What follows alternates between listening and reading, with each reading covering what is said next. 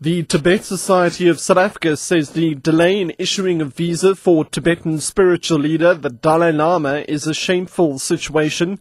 And ANC Youth League President Julius Malema says he has no hatred against white people as it is perceived. I'm Richard Brooks. The Tibet Society of South Africa says the delay in issuing a visa for Tibetan spiritual leader, the Dalai Lama, is a shameful situation. The society says the incident has tarnished the country's democratic constitution. Yesterday, the Dalai Lama cancelled his planned visit to South Africa to attend Archbishop Desmond Tutu's 80th birthday.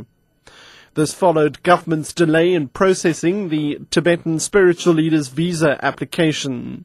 Co-founder and chairperson of the Tibet Society of South Africa, Elizabeth Gaywood. We're extremely disappointed and saddened by the South African government's indecisiveness regarding issuing His Holiness a visa, knowing full well that a delay such as this would prevent His Holiness from meeting his commitments to his host in South Africa. We consider it a very shameful situation, yet again a total display of disrespect and lack of honesty. The international and national perception of our so-called democratic constitution is yet again tarnished.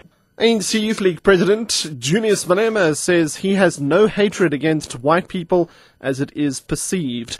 He was addressing more than 1,000 students during the O.R. Tambo Memorial Lecture at the University of Limpopo's Turfloop campus.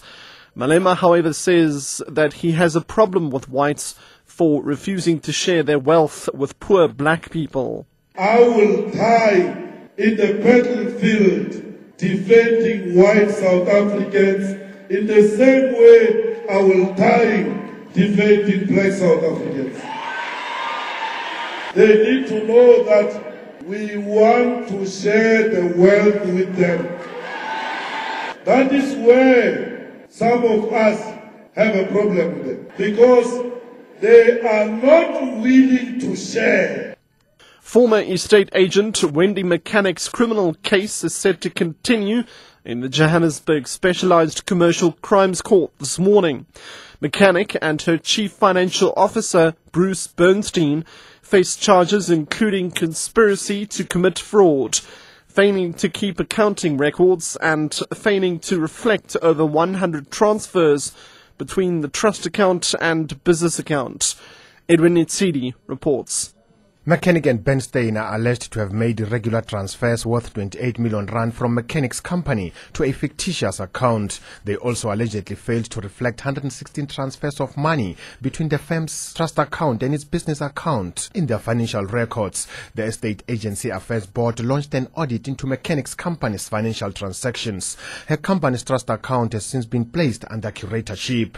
Mechanic allegedly used the 28 million rand in question to keep her company afloat and for personal expenses. Mechanic and Bernstein are both out on bail. Edwin Ntsidi, SABC News, Johannesburg. One person died when a helicopter crashed into New York's East River yesterday afternoon. The pilot and 3 remaining passengers were rescued from the murky water, while the craft remained submerged with a woman trapped inside. And as Sherwin Bryce Pease reports, she did not survive. The private helicopter experienced technical difficulties shortly after takeoff. The pilot immediately tried to return to the heliport but landed in the river instead. Within 10 minutes, rescue divers were in the water searching for survivors, 4 of whom were rushed to hospital, 2 in critical condition. The body of a woman was brought up out of the water over an hour after the crash. Several police and rescue boats were seen in the vicinity.